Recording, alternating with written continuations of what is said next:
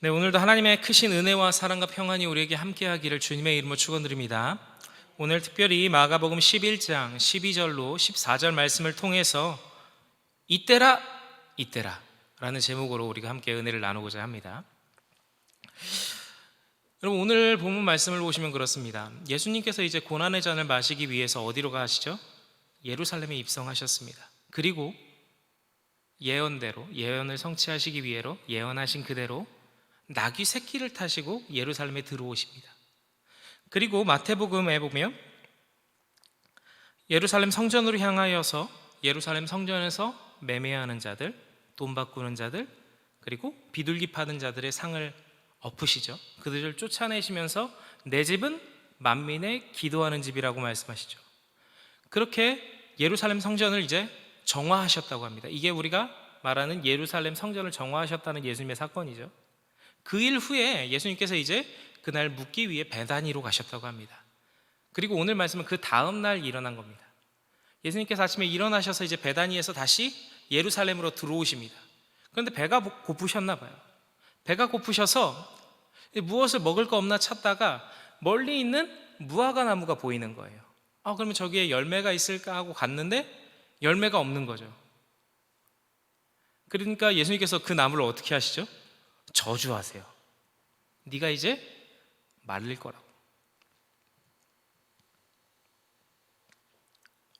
마가복음 11장 20절에 보면요, 예수님께서 저주하신 그 무화과 나무가 이제 뿌리째 말라버렸다고 말하고 있습니다. 여러분, 오늘의 이 말씀이 우리에게 하고자 하는 뜻이 무엇일까요? 왜 이러한 말씀을 했을까요? 사실 오늘 예수님께서 그 무화과 나무에서 무화과를 찾던, 열매를 찾던 그 시기는 무화과 나무의 열매가 아직 열리지 않던 시기예요. 당연히 열매가 없는 게 맞아요. 그런데 오늘 예수님께서는 열매가 없다고 무화과 나무를 저주하고 계십니다. 그 저주로 인해서 무화과 나무는 어떻게 됐습니까, 여러분? 말라버렸어요. 뿌리째 말라버렸어요. 우리의 상식으로서는 이해가 안 되는 말씀이에요. 어느 누가 봐도 이거는 이상해요. 이상한 말씀이에요. 그렇다면 여러분, 오늘의 이 일화가 마가복음에 기록된 이유가 뭘까요? 분명히 기록된 이유가 있을 거 아니에요. 그 기록된 이유가 뭘까요? 예수님의 신적인 능력을 돋보이게 하기 위해서 그랬을까요? 아니면 예수님이 비밀로 우리에게 알려주는 거죠. 예수님이 성격 파탄자다, 이런 거 알려주려고 기록했을까요? 그런 건 아닌 것 같아요. 도대체 왜 이렇게 이상한 이야기가 성경에 기록되었을까? 제가 되게 궁금했어요. 그래서 말씀을 준비하면서 이걸 한번 곰곰이 생각을 해봤습니다. 곰곰이 생각하다가 어느 날 아주 작은 깨달음이 저한테 왔어요. 그게 뭐냐면 하나님의 때는 하나님께서 부르시는 바로 그때구나, 그러니까 바로 그 즉시구나라는 깨달음이 저에게 왔습니다. 마태복음 25장에 보면요, 여러분 잘 아시는 말씀이에요. 열처녀의 비유가 나옵니다. 잘 아시죠? 이 열처녀의 비유, 10명의 처녀가 신랑을 기다리고 있어요. 그렇죠? 신랑이 언제 올지 몰라요. 근데 기다리고 있어요. 그들이 신랑을 맞으러 나가면서 10명 모두 등을 준비합니다. 등을 10명 모두 준비했어요. 그런데 그 중에 5명은 등만을 준비했고 5명은 기름도 준비합니다. 아마도 신랑이 금방 오지 않을까라는 그런 생각을 했던 것 같아요. 그래서 기다립니다. 근데 성경에 보면, 마태복음 25장에 보면요, 그들이 졸며 잘 때까지도 신랑이 도착을 안 했대요. 그러니까 이제 등에 불을 켜야 되는 거죠. 불에 등을 켜놨는데 기름은 계속 달고 있는데 신랑은 오지 않는 거죠. 점점 계속 기다리는데 계속 늦어지니까 이제 기름을 준비한 처녀들에게 이제 요청을 하는 거죠. 기름 좀 나눠 쓰자. 근데 기름을 준비한 처녀들이 뭐라고 말을 하죠? 우리가 준비한 것도 얼마 없다. 그러니까 아직 신랑 안 왔으니까 빨리 가서 기름 좀 사와라, 얘기를 하는 거예요. 그러니까 그 말을 듣고 어쩔 수 없이 어떻게 해요? 기름을 사러 가는 거죠. 등을 끌 수는 없잖아요. 기름을 사러 갔는데 공교롭게도 딱 그들이 기름을 사러 갔던 바로 그 시기에 누가 도착을 하죠? 신랑이 도착을 하죠. 기름을 준비한 5 처녀들과 신랑은 혼인잔치로 들어갑니다. 그리고 그 문은 어떻게 되죠? 굳게 닫혀버립니다. 후에 기름을 사서 왔어요. 그런데 어떻게 되죠? 문은 닫혔죠. 혼인잔치는 이미 시작했죠. 문을 막 두드립니다. 그때 신랑이 뭐라고 합니까? 내가 너희를 알지 못한다 라고 얘기하죠. 그들의 수고와 그들의 노력은 물거품이 되고 말았어요. 기름을 준비한 5 처녀의 때는 맞았고 기름을 준비하지 못한 5 처녀의 때는 맞지 않았습니다. 이 말씀 후에 예수님께서 마태복음 25장 13절에 이렇게 말씀합니다. 그런즉 깨어있으라 너희는 그 날과 그 때를 알지 못하느니라. 그리고 제 친학교 친구 둘이서 결혼을 했어요. 얘네들이 대학교 2학년 때쯤부터 연애를 하더니 졸업할 때쯤 돼가지고, 졸업할 때쯤인지 졸업을 하고 나서였는지 모르겠는데요, 여튼 결혼을 일찍 했어요. 24살인가 25살에 결혼을 했으니까요. 결혼을 일찍 했습니다. 근데 이 둘 사이에 애가 셋이에요. 첫째가 딸이고요, 둘째, 셋째가 아들이에요. 셋이 생겼습니다. 그런데 이 남자친구가 결혼을 하고 이제 군대를 가야 돼요. 아직 군대를 갔다 오지 않아서. 그래서 군대를 가야 되는데 학사장교로 갔어요. 그래도 얼마 줘요? 장교로. 이제 남자친구는 장교로서 군 생활을 시작하고, 이 친구는 이제 군인 남편을 내조하는 그 내조가 시작된 거죠. 그런데 아이가 3명이 있다고 했잖아요, 그렇죠? 첫째 애가 생겼어요. 얼마나 좋아요, 그렇죠? 얼마나 좋아요. 그리고 태어날 날만을 얼마나 기다립니까, 그렇죠? 그런데 공교롭게도 군인이잖아요. 출산하는 그날 훈련이 걸린 거예요. 그래서 첫째가 태어났을 때 못 갔어요. 다음 날 훈련이 끝나고 그 다음 날에야 병원을 갔습니다. 그리고 둘째, 이번엔 기어코 가리라. 훈련도 없어요. 훈련도 없습니다. 그래서 갑니다. 진통 시작했다고 연락이 왔어요. 나 이제 병원 간다고. 그러니까 이 친구가 부대에서 이제 나 지금 출발한다. 근데 출발을 했어요. 딱 도착을 했는데 이미 애가 딱 태어나 있어요. 어떻게 된 일이냐면 간호사들이 하는 말이 그렇대요. 애 낳는 체질이라고. 거짓말 조금 못해서 병원 들어온 지 1시간 만에 분만이 끝났다고요. 그러니까 이 친구가 도착하기 전에 이미 모든 분만이 끝나버린 거죠. 이제 첫째와 둘째 탄생하는 그 순간에, 출산의 순간에 같이 못 있던 거예요.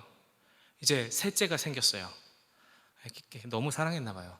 셋째가 생겼는데, 이 셋째 때는 어떻게 하겠어요? 이 남자친구가 어떻게 해서든 꼭 보겠다라는 일념하에 출산의 그날 또 갔습니다. 봤을까요? 못 봤을까요? 못 봤어요. 아까 말했잖아요. 출산하는 체질이에요. 도착하기 전에 이미 나왔어요. 그 친구는 3명의 아이가 태어나는 그 순간을 한 번도 못 봤어요. 그 친구가 우스갯소리로 하는 말이죠. 천추의 한이 됐다고. 애를 못 받은 게. 사랑하는 성도 여러분, 이 때라는 걸 맞추기가 이렇게 어렵습니다. 어떤 날은 시간이 남아요. 근데 어떤 날은 늦기도 합니다. 그리고 어떤 날은 좀 시간이 남아서 다른 걸 하고 있는데 시간이 지나버려요. 참, 이 때라는 걸 맞추기가 이렇게 어렵습니다. 그렇기 때문에 우리는 여러분, 예수님께서 하신 말씀, 깨어있으라는 말씀을 꼭 기억해야 할 것 같아요. 베드로전서 5장 8절은 이렇게 말합니다. 근신하라, 깨어라. 너희 대적 마귀가 우는 사자같이 두루다니며 삼킬 자를 찾나니. 성경은 언제나 사탄이 우리를 넘어뜨리려고 기회를 엿보고 있다고 합니다. 사탄의 그 유혹은 그리고 매우 교묘하다고 이야기를 하죠. 그렇기 때문에 그 시간, 그 유혹을 우리는 사탄의 유혹이라고 생각하지 못하고 넘어갈 때가 너무도 많다는 거죠. 그 유혹은 쉽게 말해서 돈이 될 수도 있고요, 가족이 될 수도 있고, 친구가 될 수도 있고, 취미 활동이 될 수도 있고, 우리가 유혹이라고 생각하지 못하는 것, 세상에서 즐겁게 즐기는 아주 그 당연한 것들, 그러한 모든 것들이 우리에게 유혹으로 오기도 합니다. 그 모든 유혹들에서 여러분 우리가 어떻게 해야 합니까? 넘어지는 것이 아니라 깨어 있어야 되겠죠. 깨어 있어 사탄의 유혹을 우리는 이겨야 합니다. 그렇다면 여러분, 우리가 깨어 있어야 할 이때가 바로 언제일까요? 사도행전 2장에서 보면은 예수님께서 그 제자들에게 약속하신 성령이 임했죠. 그렇죠?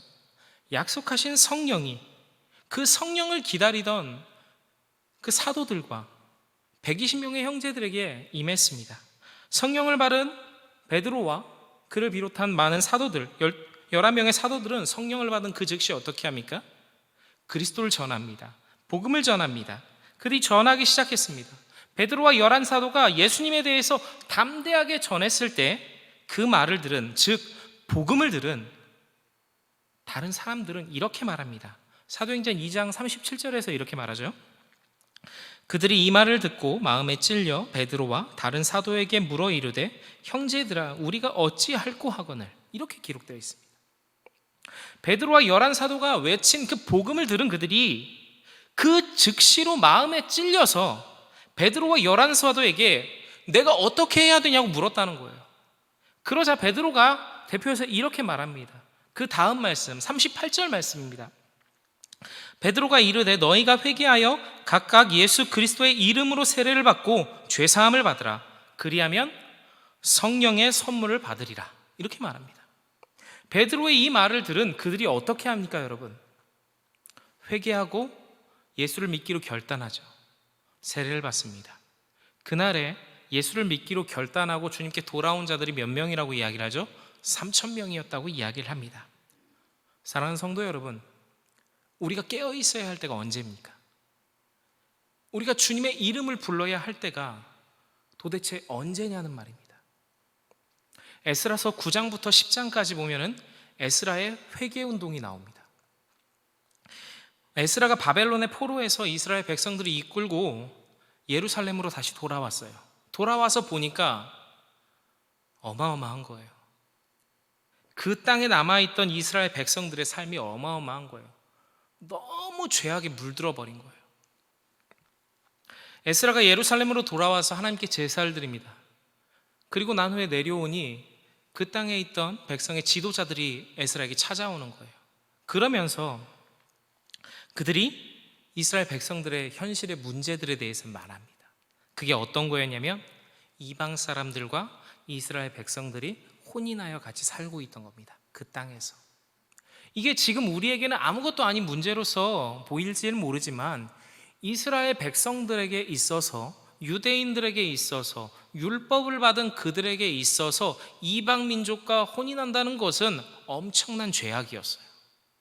그들에게 율법은 이스라엘 민족과 이스라엘 민족만 결혼을 하는 거였어요. 혹시나 이방의 사람이지만 그가 이스라엘 백성이 되기로 작정하고 들어와서 할례를 받고 그 공동체 안에 들어왔을 때는 혼인이 가능했습니다. 하지만 그렇지 않은 상태에서는 결혼을 할 수 없었어요. 그게 이스라엘의 율법이었습니다. 그런데 그 땅에서 그런 율법들이 다 없어져 버린 거죠. 이방 민족들하고 통혼하고 사는 게 당연한 시대였다는 겁니다. 에스라가 봤을 때 어떻게 했어요? 너무 기가 막힌 거죠. 에스라 9장 3절은 그 에스라의 심정을 이렇게 말하고 있습니다. 내가 이 일을 듣고 속옷과 겉옷을 찢고 머리털과 수염을 뜯으며 기가 막혀 앉아 있어. 또 5절에서는 이렇게 말합니다. 저녁 제사를 드릴 때에 내가 근심 중에 일어나서 속옷과 겉옷을 찢은 채 무릎을 꿇고 나의 하나님 여호와를 향하여 손을 들고, 이렇게 말하고 있습니다. 에스라는 너무나 기가 막혀서 아무것도 할 수 없는 그런 상태에 빠져 있던 거죠. 그런데 여러분, 에스라는 그렇게 무너지지만은 않습니다. 다음부터 쭉 읽어보면 그는 그 즉시로 하나님께 민족을 위해서 민족들의 죄를 회개해야 하는 기도를 올리기 시작합니다. 그는 성전으로 나아갔습니다. 성전 앞에 무릎 꿇고 앉아서 울며 이스라엘 하나님께 회개 기도를 올리기 시작합니다. 그 기도가 얼마나 절절했는지, 그 기도를 들은, 에스라의 기도 소리를 들은 이스라엘 백성들이 한 명 한 명 에스라 곁에서 함께 회개하기 시작합니다. 에스라로부터 시작된 이 회개 기도는 이스라엘 전체로 확산됩니다. 에스라로 시작한 그 회개의 기도가 이스라엘 전체의 회개 기도가 되었다는 겁니다. 에스라의 이 기도는 이스라엘 민족들이 지금까지 죄를 죄로 인식하지 못하고 살았던 그들이 죄를 죄로 인식하기 시작했다는 겁니다. 내 죄로, 우리 민족의 죄가 아니라 이제 자신의 죄로 인정하고 회개하기 시작했다는 겁니다. 죄를 인식한 그 즉시로 그들은 에스라와 함께 회개하기 시작했습니다. 그들은 결단했고 자신들의 그 죄악된 모습을 완전히 도려내기로 결심합니다. 그들은 어떻게 하기로 결단했냐면요, 지금으로서는 상상이 안 되지만 이스라엘로서는 최선이었습니다. 이방 민족과 결혼한 사람, 지금으로 따지면 이혼이죠. 같이 살지 않게 쫓아냅니다. 그 사이에서 태어난 아이까지도 쫓아냅니다. 완전히 죄악된 부분을 완전히 잘라버리는 모습을 하나님 앞에 그들이 결단한 거죠. 사랑하는 성도 여러분, 우리가 깨어 있어야 할 때가 언제입니까? 우리가 예수 그리스도의 이름을 불러야 할 때가 언제냔 말입니다. 마가복음 10장에 보면요, 맹인거지 바디메오라는 사람이 나옵니다. 그는 보지 못해요. 보지 못하기 때문에 일을 할 수가 없죠. 그러니까 매일 그가 할 수 있는 것은 앉아서 사람이 많은 곳으로 나가서 구걸하는 밖에 할 수 없어요. 매일매일 하루하루를 그렇게 해야만 연명할 수 있는 사람이 이 맹인거지 바디메오라는 사람이었습니다. 그런 그에게 어느 날 예수님에 대한 소문이 들려옵니다. 그리고 그 소문이 그에게 희망을 가져다 줍니다. 아, 예수라는 저 사람만이 나를 고칠 수 있다. 나의 소원을 들어줄 수 있다. 이런 희망이 그 가운데 생기는 거죠. 그러던 어느 날 그 예수가, 내가 만나고 싶었던 그 예수가, 그렇게 기다리던 예수가 내가 지금 살고 있는 이 여리고를 지나간다는 소문이 들립니다. 얼마나 기대했을까요? 그리고 내 앞에 그가 지나간다는 겁니다. 여러분, 바디메오가 어떻게 합니까? 그때부터 소리를 질러댑니다. 주위에서 누가 말리던 상관없죠. 왜? 내가 살아야 되니까. 주여 나를 구원하소서, 날 살려주세요. 소리를 질러야 됩니다. 마치 물에 빠진 사람이 나를 구해달라고 소리치는 것처럼 그렇게 주위에서 아무리 말려도 듣지 않죠. 소리를 질러댑니다. 그가 반응할 때까지. 예수님께 그 바디메오의 열정이 닿았던 것 같아요. 예수님께서 제자들에게 그를 데려오라고 하시죠. 그리고 뭐 어떻게 합니까? 그를 고쳐줍니다. 그를 보게 하셨습니다. 사랑하는 여러분, 우리가 깨어 있어야 할 때가 언제입니까? 우리가 예수의 이름을 불러야 할 때가 언제입니까? 주님께서는 분명히 말씀하셨습니다. 깨어 있어라. 무화과나무의 교훈을 생각하시길 바랍니다. 예수님께서 찾으시는 그때가 바로 이때라는 것입니다. 그렇다면 여러분, 우리가 회개해야 할 때가 언제이겠습니까? 오늘 바로 이 시간이 우리가 회개해야 할 때인 줄 믿습니다. 우리가 회개할 때, 우리가 우리의 죄를 자복하고 하나님께 나아갈 때 하나님께서는 우리를 다시 받아주신다고 말씀하십니다. 이스라엘 회개할 때 하나님께서는 그들을 다시 신원하셨습니다. 신약 성경 보세요. 이방인들이 하나님께 돌아올 때, 예수를 믿기로 작정했을 때 어떻게 됐습니까? 그들이 세례를 받고 하나님께서 그들을 완전히 다 받아주셨어요. 이제 그들을 하나님의 자녀다, 하나님의 백성 됐다라고 표현하잖아요. 그리고 그들에게 전달된 복음이 어디까지 왔습니까, 여러분? 지금 우리에게까지 왔습니다. 사랑하는 성도 여러분, 우리가 깨어 있어야 할 때가 언제입니까? 우리가 예수 그리스도의 이름을 불러야 할 때가 언제냔 말입니다.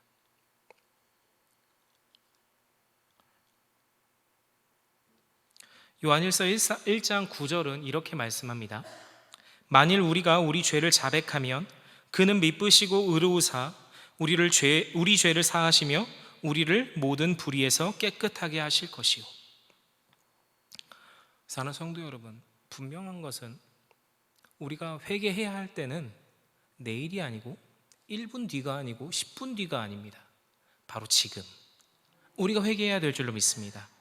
우리가 바로 지금이 우리가 하나님께로 돌아가야 할 때라는 것입니다. 여러분 어떻게 하시겠습니까? 진정으로 회개하길 원하십니까? 하나님께 돌아가길 원하십니까?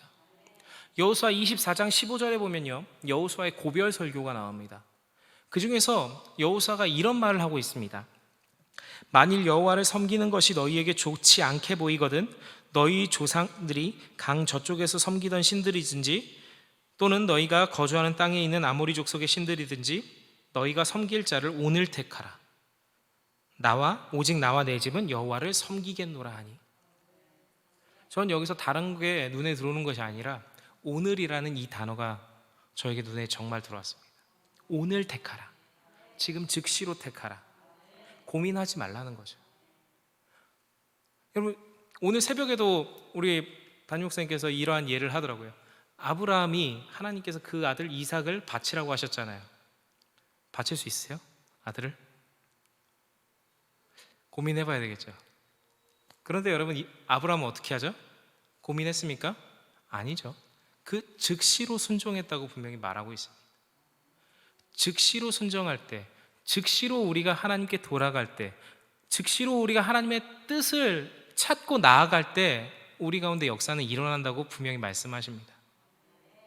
그럼 우리는 고민할 필요가 없잖아요. 하나님께서 우리에게 함께 하시고 그 말씀을 우리에게 주셨잖아요. 우리는 즉시로 나가야 될 줄로 믿습니다. 우리가 회개해야 할 때가 언제입니까? 지금 바로 이 시간입니다. 우리가 하나님께로 돌아가야 할 때가 언제입니까? 오늘 바로 지금 이 시간인 줄로 믿습니다. 사랑하는 성도 여러분, 정말 우리가 오늘 이 시간 하나님을 온전히 붙잡기를 원합니다. 하나님께 회개하고 돌아가는 저와 여러분 되시기를 주의 이름으로 축원드립니다. 기도하겠습니다.